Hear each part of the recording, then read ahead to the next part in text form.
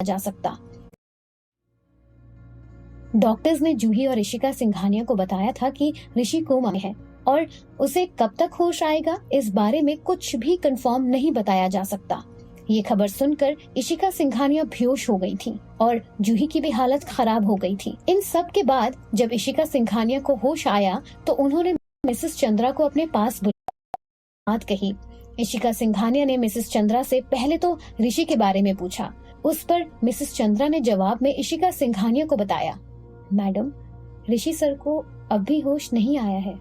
Doctors ने उन्हें ICU में शिफ्ट कर दिया है। मिसेस चंद्रा की इस बात पर इशिका सिंघानिया ने गहरी सांस ली। ये देखकर मिसेस चंद्रा ने इशिका सिंघानिया को वापस से कहा, मैडम, आप बाकी सब की चिंता मत कीजिए, पहले अपना ध्यान रखिए। पर इशिका सिंघानिया ने मिसेस चंद्रा की इस बात पर ध्यान नहीं दिया। उन्होंने फिर कहा, मुझे जितना एग्रेसिव बिहेवियर दिखाना था मैं दिखा चुकी। एक बार बेहोश होने के बाद मेरा दिमाग ठिकाने पर आ गया है। मैंने सोच लिया है कि अब वो चुड़ैल जूही जिंदा नहीं बचनी चाहिए। उसने मेरे ऋषि को मुझसे छीना है, मैं उससे उसकी जिंदगी ही छीन लूंगी। इशिका सिंघानिया की इस बात पर मिसेस चंद्रा ने सीरियसली अपना सिर हाँ में हिला दिया। पर इशिका सिंघानिया की बात अभी खत्म नहीं हुई थी। उन्होंने फिर कहा, इन सब के बीच मैं उस रिया को तो भूल ही गई। उसकी वजह से आज मेरा ऋषि अपनी जिंदगी से लड़ रहा है। उसे तो मैं ऐसी मौत दूंगी कि वो अपने जिंदा होने पर अफसोस करेगी। इस पूरे वक्त मिसेस चंद्रा अपना सर हाँ में हिला रही थी। फिर कुछ रुककर इशिका सिंघानिया ने मिसेस चंद्रा से पूछा, वैसे आपने रिया के साथ किया क्या? वो अभी कहाँ है? इस पर मिसेस चंद्रा ने इशिका सिंघानिया को बताया, मैडम, मिस जूही की किडनैपिंग की खबर सभी जगह फैल गई तो मैं इस मामले को दबा नहीं पाई और मिस रिया को शांति से खत्म नहीं कर पाई, तो मैंने नॉर्मल प्रोसीजर ही फॉलो किया और अब मिस रिया जेल में बंद है। फिर कुछ रुक कर मिसेस चंद्रा ने कहा, और मैडम, मिस रिया की माँ नीना पांडे उसे जेल से छुड़ाने की हर मुमकिन कोशिश कर रही हैं। पर इतने में ही इशिका सिंघानिया ने मिसेस चंद्रा की बात बीच में ही काट कर कहा, पर वर कुछ नहीं मिसेस चंद्रा, आपने बिल्कुल ठीक किया। आप उस रिया को जेल में ही बंद रहने दीजिए, चाहे कुछ भी हो जाए, वो लड़की बाहर नहीं आनी चाहिए। इशिका सिंघानिया की इस बात पर मिसेस चंद्रा ने अपना सर झुका कर कहा, यस मैडम। फिर कुछ सोचकर इशिका सिंघानिया के चेहरे पर एक सरकास्टिक हंसी आ गई। उन्होंने मिसेस चंद्रा से कहा, और हाँ, पुलिस स्टेशन में ही उस रिया को शांति से खत्म कर देना, पर उससे पहले हमारे कुछ लड़कों को उसके पास मजे के लिए भेज देना। मिसेस चंद्रा ने फिर अपना सिर हिलाकर कहा, जी मैडम, हो जाएगा। इशिका सिंघानिया ने फिर अपने दिल पर हाथ रखकर गहरी सांस ली। ये देखकर मिसेस चंद्रा घबरा कर इशिका सिंघानिया को संभालने लगी। उन्होंने इशिका सिंघानिया से पूछा, मैडम, आप ठीक तो हैं? इस पर इशिका सिंघानिया ने हाथ हिलाकर कहा, हाँ, मैं ठीक हूँ। फिर कुछ रुक कर इशिका सिंघानिया ने कहा, मिसेस चंद्रा, वैसे उस जूही के क्या हाल है? इस पर मिसेस चंद्रा ने इशिका सिंघानिया को बताया, मैडम, जब से ऋषि सर के कोमा में जाने की खबर मिली है तब से ही मिस जूही की दिमागी हालत ठीक नहीं है। वो जिंदा लाश की तरह ऋषि सर के आईसीयू के बाहर ही बैठी हुई है। जूही की कंडीशन जानकर इशिका सिंघानिया सरकास्टिकली हंसती। वो बोली, करने दो, उसको जितना नाटक करना है, अगर उसको हॉस्पिटल में रहना है तो यही सही। इतना कहकर इशिका सिंघानिया मिसेस चंद्रा की ओर मुड़ी और उनसे कहने लगी, मिसेस चंद्रा, मौका देखकर उस जूही की बच्ची को इसी हॉस्पिटल से जहन्नुम पहुंचा दीजिए। इस पर मिस चंद्रा ने कह दिया, ठीक है मैडम, आप जैसा चाहती हैं वैसा हो जाएगा। अब बस आप अपना ख्याल रखिए और आराम कीजिए। मिसेस चंद्रा के इतना कहते ही इशिका सिंघानिया ने अपना हाथ हिला दिया और वो उठने की कोशिश करने लगी। जब मिसेस चंद्रा ने ये देखा तो उन्होंने आगे बढ़कर इशिका सिंघानिया को रोकने की कोशिश की और वो बोली, मैडम, ये आप क्या कर रही हैं? आपको डॉक्टर ने आराम करने के लिए कहा है, स्ट्रेस आपके लिए बिल्कुल ठीक नहीं है। पर इशिका सिंघानिया ने धीमे से मिसेस चंद्रा का हाथ हटा दिया। वो बोली, नहीं, मैं आराम नहीं कर सकती, ऋषि कोमा में है। उसकी गैर मौजूदगी में मुझे ही सिंघानिया कॉर्पोरेशन को संभालना होगा। मैं किसी को भी ऋषि की इस हाल का फायदा नहीं उठाने दूंगी। इशिका सिंघानिया के इतना कहने के बाद भी मिसेस चंद्रा ने इशिका सिंघानिया को रोकने की कोशिश की। वो बोली, मैडम, मैं आपकी बात समझती हूँ, पर इशिका सिंघानिया अब मिसेस चंद्रा के बार बार रोकने टोकने से इरिटेट होने लगी थी, तो उन्होंने गुस्से में मिसेस चंद्रा से कह दिया, आज किसी को भी मेरी कोई बात एक बार में समझ क्यों नहीं आ रही है। फिर इशिका सिंघानिया ने घूर कर मिसेस चंद्रा को देखा और उन्होंने अपना एक एक शब्द पर जोर देते हुए कहा, मैंने कहा मुझे जाना है, लीव मी। इशिका सिंघानिया के ऐसा कहते ही मिसेस चंद्रा पीछे हट गई। ये देखकर इशिका सिंघानिया ने गहरी सांस ली और फिर वो बोली, मिसेस चंद्रा, मुझे पता है कि मैं क्या कर रही हूँ, आप मेरी फिक्र मत कीजिए। मैंने आपको जो काम दिया है आप प्लीज उस पर फोकस कीजिए।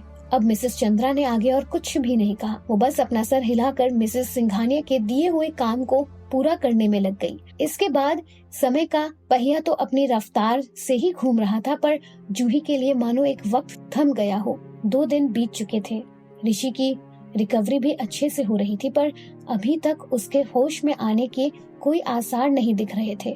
इन 2 दिन में जूही आईसीयू के बाहर ही बैठी रही। उसने ना किसी से कुछ कहा और ना ही कुछ खाया पिया। जूही ऋषि के गम और गिल्ट में अंदर ही अंदर खुद को कोस रही थी। फिजिकल और मेंटल शॉक की वजह से जूही जिंदा लाश की तरह हो गई थी, जो सिर्फ सांस ले रही थी पर उसमें जान बाकी नहीं थी। इन 2 दिनों में इशिका सिंघानिया भी बहुत बिजी थी। सिंघानिया कॉर्पोरेशन छोड़े हुए उन्हें बहुत वक्त तो नहीं हुआ था, पर इस पल पल बदलती दुनिया में और उसके बदलते स्टैंडर्ड्स में उन्हें वापस से सब कुछ सीखना और समझना पड़ रहा था। दूसरी तरफ जूही की ऐसी हालत देखकर नैना बहुत परेशान थी। वो जूही को समझाते हुए कह रही थी, मैम, आपने 2 दिनों से कुछ भी नहीं खाया है, आप बस यूं ही यहाँ बैठी हैं, ऐसे तो आपकी हेल्थ और भी खराब हो जाएगी। नैना ने फिर थोड़ा रुक कर कहा, मैम प्लीज मेरी बात मानिए और थोड़ा आराम कर लीजिए, वरना जब ऋषि सर को होश आएगा और वो आपको ऐसे देखेंगे तो सोचिए उन्हें कितना बुरा फील होगा। Ma'am please. नैना की बात जूही को सुनाई तो दे रही थी, पर अभी उसका दिमाग इन बातों को प्रोसेस नहीं कर पा रहा था। पर जैसे ही नैना ने ऋषि का नाम लिया, जूही के मन में बस एक ही ख्याल आया कि नहीं, मेरी वजह से ऋषि को बुरा नहीं फील होना चाहिए। मैं ऋषि के लिए और प्रॉब्लम्स नहीं क्रिएट कर सकती और ऋषि के होश आने पर मुझे उसका साथ देना है। ये सब सोचकर जूही एकदम से उठ खड़ी हुई, पर क्योंकि जूही मेंटली और फिजिकली एग्जॉस्टेड थी, खड़े होते ही उसको अपनी आंखों के सामने सब कुछ धुंधला होता हुआ नजर आने लगा और जूही चक्कर खाकर नीचे जमीन पर गिर पड़ी। जूही को इस वक्त बस नैना की तेज पुकार सुनाई दी, मैम। और उसके बाद जूही की आंखों के सामने अंधेरा छा गया और उसकी बॉडी शट डाउन होने लगी। सपना या हकीकत, जूही को कुछ मालूम नहीं पड़ रहा था। उसे ऐसा लग रहा था कि उसकी पूरी जिंदगी उसके सामने होकर गुजर गई। जूही अपने बचपन के उस वक्त में पहुंच गई जब उसका जहां खुशियों से भरा था, जहां उसके माँ, पापा और वो हंसी खुशी रहते थे। फिर वक्त बदला और नीना पांडे ने उसकी जिंदगी में कदम रखा और उसके हंसते खेलते परिवार को जैसे काली रात ने घेर लिया। फिर क्या था, सिर्फ जूही की जिस जिंदगी में उसकी माँ की हंसी थी, अब वो ही उसके रोने के शोर और तड़प में भर गई। उसके पापा का धोखा, माँ का गुजरना, जूही की जिंदगी ने उसकी आंखों के सामने एक भयानक मोड़ ले लिया। पर फिर इस अंधेरे को चीरता हुआ ऋषि उसकी जिंदगी में आया और जूही एक बार फिर मुस्कुराने लगी। पर शायद किस्मत को जूही की ये खुशी मंजूर नहीं थी, क्योंकि अगले ही पल जूही की आंखों के सामने ऋषि बेजान खून से सना हुआ जमीन पर पड़ा था। जूही बहुत रोई, उसने ऋषि को बहुत पुकारा, पर ऋषि ने उसकी बात का कोई जवाब नहीं दिया। फिर एकदम से जूही की आंखों के सामने अंधेरा छा गया और ऋषि उसकी जिंदगी से कहीं गायब हो गया। जूही ने रोते हुए ऋषि को पुकारा, ऋषि। और इसी के साथ जूही की आंखें खुली तो जूही ने खुद को एक अनजाने से रूम में पाया और उसके सामने मास्क पहना हुआ एक डॉक्टर खड़ा था। जूही को अचानक से आंखें खोलता देख वो डॉक्टर एक पल को चौंक गया, पर अगले ही पल उस डॉक्टर ने जूही की ओर बड़े ध्यान से देखा। जूही को सब कुछ याद हो आया कि कैसे वो आईसीयू के बाहर बैठकर ऋषि के होश में आने का इंतजार कर रही थी और फिर कमजोरी के कारण चक्कर खाकर गिर पड़ी। जूही समझ ही रही थी कि उसके सामने खड़ा शख्स एक डॉक्टर है जो उसकी ट्रीटमेंट के लिए यहाँ आया है, पर न जाने क्यों जूही को इस डॉक्टर से खतरे के सिग्नल मिल रहे थे और अनकॉन्शियसली जूही उस डॉक्टर से दूर जाने का ट्राई कर रही थी। इतने में उस डॉक्टर ने जूही की तरफ अपने हाथ बढ़ाए, पर जूही ने उसे रोकते हुए पूछा, डॉक्टर व्हाट?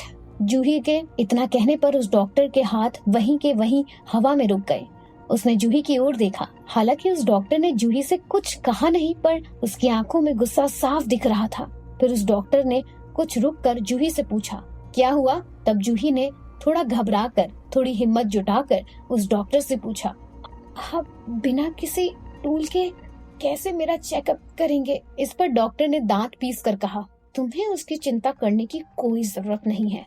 जूही को डॉक्टर की ये बात बहुत अजीब लगी। अपनी बात कहकर डॉक्टर ने वापस से अपने ग्लव्स पहने हुए हाथ जूही की तरफ बढ़ा दिए। जूही को समझ नहीं आ रहा था कि क्या गलत है, पर उसे कुछ सही भी नहीं लग रहा था। तो जूही ने डॉक्टर को रोकने की कोशिश करते हुए कहा, डॉक्टर वो आप। जूही कुछ कहती या डॉक्टर कुछ करता, उससे पहले ही जूही के प्राइवेट वार्ड का डोर खोलकर आशीष जूही को पुकारता हुआ अंदर आ गया। भाभी! आशीष को देखकर उस डॉक्टर ने अपने हाथ पीछे खींच लिए। उसकी आंखों में रिटेंशन और गुस्सा था। आशीष ने जूही के पास आकर उससे कहा, भाभी, मैंने जैसे ही सुना कि आप बेहोश हो गई हैं, मैं आपको देखने चला आया। आप अभी कैसे हो? इस सब के बीच आशीष ने जाने अनजाने उस डॉक्टर को एक साइड पर धक्का दे दिया था। जूही ने आशीष को देखकर कहा, मैं ठीक हूँ, बस शायद कमजोरी की वजह से चक्कर आ गया था।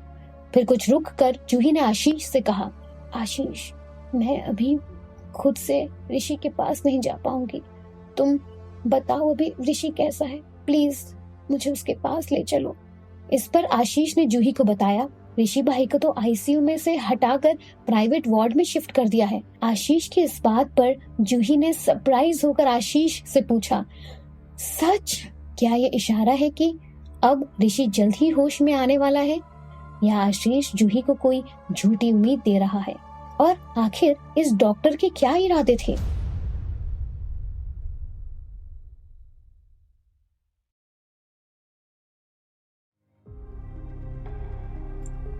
इशिका सिंघानिया ने मिसेस चंद्रा से कहा था कि वो जूही और रिया का काम तमाम कर दे। उसके बाद इशिका सिंघानिया ने ऋषि की गैर मौजूदगी में सिंघानिया कॉरपोरेशन संभाल लिया। जूही 2 दिनों तक बिना खाए पिए आईसीयू के बाहर बैठी ऋषि के होश में आने का इंतजार कर रही थी। इस एक्सीडेंट ने जूही को मेंटली और फिजिकली पूरी तरह से एग्जॉस्ट कर दिया था और इस कारण वो बेहोश होकर गिर गई थी। जब जूही को होश आया तो उसने एक डॉक्टर को अपने सामने पाया, पर न जाने क्यों जूही को उस डॉक्टर को देखकर खतरे का अंदेशा हो रहा था। कुछ और हो पाता उससे पहले ही वार्ड में आशीष आ गया। आशीष ने जूही को बताया कि ऋषि को आईसीयू से हटाकर प्राइवेट वार्ड में शिफ्ट कर दिया गया है। आशीष की इस बात को सुनकर जूही बहुत खुश हुई और उसने आशीष से सरप्राइज्ड होकर पूछा, सच्ची? फिर जूही ने थोड़ा रुक कर कहा, पर डॉक्टर तो कह रहे थे कि ऋषि को तीसरे दिन नॉर्मल वार्ड में शिफ्ट करेंगे, फिर दूसरे दिन ही कैसे? इस पर आशीष ने अपना सिर हिलाकर कहा, नहीं भाभी, आज तीसरा दिन ही है। आशीष की इस बात पर जूही शॉक्ड हो गई। उसने आशीष से पूछा, क्या? इसका ये मतलब है कि मुझे एक दिन बाद होश आया है? मैं एक पूरा दिन बेहोश थी? जूही को इतना परेशान देखकर आशीष ने उसे शांत करने की कोशिश की। आशीष ने जूही से कहा, भाभी काम डाउन, आप इतना परेशान क्यों हो रहे हो? बहुत से लोग हैं जो ऋषि भाई का पूरा ख्याल रख रहे हैं, पर आपको भी रेस्ट की जरूरत है। इस पर जूही ने अपना सिर ना में हिला दिया। वो बड़बड़ाते हुए आशीष से कहने लगी, नहीं आशीष, तुम नहीं समझ रहे हो, मुझे ऋषि के पास जाना है। प्लीज आशीष, मुझे ऋषि के पास ले चलो प्लीज। जूही को ऐसे जिद करता देख आशीष ने अपना सिर ना में हिलाकर कहा, क्या भाभी, आप बच्चों से जिद क्यों कर रहे हो? आपको रेस्ट की जरूरत है। भाई के पास बेस्ट डॉक्टर्स है, वो उनका ख्याल रख लेंगे, पर आप अपना ख्याल रखो, वरना जब भाई को होश आएगा और वो आपको ऐसे देखेंगे तो उन्हें कितना हर्ट फील होगा। पर जूही ने आशीष की एक न सुनी। वो आशीष से कहने लगी, नहीं आशीष, मैं बिल्कुल ठीक हूँ, तुम्हें यकीन नहीं होता तो डॉक्टर से पूछ लो। फिर जब जूही ने डॉक्टर की ओर मुंह घुमाया तो पाया कि डॉक्टर वहां था ही नहीं। ये देखकर जूही ने बड़बड़ाते हुए कहा, ये डॉक्टर कहाँ गए? जूही के इतना कहने पर आशीष का ध्यान भी डॉक्टर की तरफ गया। डॉक्टर को ना पाकर आशीष ने मुंह बनाकर कहा, हाँ ये डॉक्टर तो अभी यही था, अभी ऐसे बिना बताए कहाँ चला गया? इतने में जूही ने अपना सिर खुजाते हुए कहा, मे बी डॉक्टर को और किसी दूसरे पेशेंट को देखना होगा। आशीष जूही की इस बात से बिल्कुल सहमत नहीं था। उसने कहा, नहीं, ये सिटी का बेस्ट हॉस्पिटल है, डॉक्टर ऐसे कैसे बिना चेकअप या बिना कुछ कहीं यूं ही जा सकते हैं। जूही को डॉक्टर के ऐसे अचानक से चले जाने से तो कोई फर्क नहीं पड़ा था, पर उसे उस डॉक्टर से अजीब सी नेगेटिविटी फील हो रही थी। तो एक तरफ से डॉक्टर के जाने के बाद जूही ने चैन की सांसें ली। आशीष का गुस्से वाला चेहरा देखकर जूही को हंसी आ गई। उसने आशीष से कहा, आशीष, तुम्हें डॉक्टर को नहीं ब्लेम करना चाहिए, वो तुम जैसे प्लेबॉय को देखकर डर गए होंगे, इसीलिए जल्दी से चले गए। जूही की ये बात सुनकर आशीष ने जूही को मुंह से कोड़ कर देखा और फिर कहने लगा, भाभी, ये आप बहुत गलत। आशीष अपनी बात पूरी कह पाता उससे पहले ही जूही के वार्ड का डोर खोलकर नैना अंदर आ गई और जूही को होश में देख नैना ने सरप्राइज होकर कहा, जूही मैम, आपको होश आ गया? जूही ने नैना को देखकर अपना सिर हाँ में हिला दिया। फिर नैना ने जूही के पास आकर उससे पूछा, जूही मैम, अब आप कैसा फील कर रही हैं? मैं डॉक्टर को बुलाकर लाती हूँ। जूही कुछ कह पाती उससे पहले ही आशीष ने नैना को डांटते हुए कहा, नैना, तुम किस टाइप की सेक्रेटरी हो? तुम्हें अपनी रिस्पॉन्सिबिलिटीज का कोई ध्यान है या नहीं? यहाँ पर तुम भाभी का ख्याल रखने के लिए हो, पर यहाँ देखो, भाभी के रूम में एक भी नर्स नहीं है, ऐसे रखोगी तुम इनका ख्याल? वैसे तो नैना को आशीष कुछ खास पसंद नहीं था, पर वो जानती थी कि अभी गलती उसी की थी, इसीलिए नैना ने बिना कोई एक्सक्यूज दिए अपनी गलती एक्सेप्ट कर ली। नैना ने जूही की ओर देखकर कहा, आई एम सॉरी मैम, मुझे ऐसे आपको अकेला छोड़कर नहीं जाना चाहिए था, मैं आइंदा से ख्याल रखूंगी। फिर कुछ रुक कर नैना ने बताया कि मुझे डॉक्टर ने एक फॉर्म फिल करने के लिए कहा था, मैं उसी वजह से 2 मिनट के लिए बाहर गई थी, मुझे नहीं पता था कि उस काम में देर लग जाएगी, आई एम सॉरी। नैना के इतना कहने के बाद आशीष से वापस से कुछ कह पाता उससे पहले ही जूही ने नैना को देखकर कहा, इट्स ओके नैना, कोई बात नहीं, मैं कोई बच्ची थोड़ी हूं जिसे हर वक्त किसी की जरूरत पड़े, आई एम फाइन। इस पर आशीष ने सरकास्टिक कमेंट करते हुए कहा, अच्छा हाँ, आपको तो किसी की जरूरत नहीं है, तभी तो आप कल फेंट हो गई थी। आशीष का टोन सुनकर जूही ने मुंह बनाकर उससे कहा, वैसे आशीष, तुम यहाँ क्या कर रहे हो? ऋषि अभी ठीक नहीं है, तो तुम्हें इस वक्त ऑफिस में नहीं होना चाहिए, ऑफिस जाओ और मिसेस सिंघानिया का हाथ बटाओ। इस पर आशीष ने अपना सिर हिलाकर कहा, ऑफिस में ताई जी और पापा है, वो कंपनी संभाल लेंगे, मैं तो यहाँ पर आपका और भाई का ख्याल रखने आया हूँ। आशीष ने जूही से तो कह दिया था, पर वो खुद भी इस मैटर को लेकर कंफ्यूज था। आशीष मन ही मन सोच रहा था, सच कहूं तो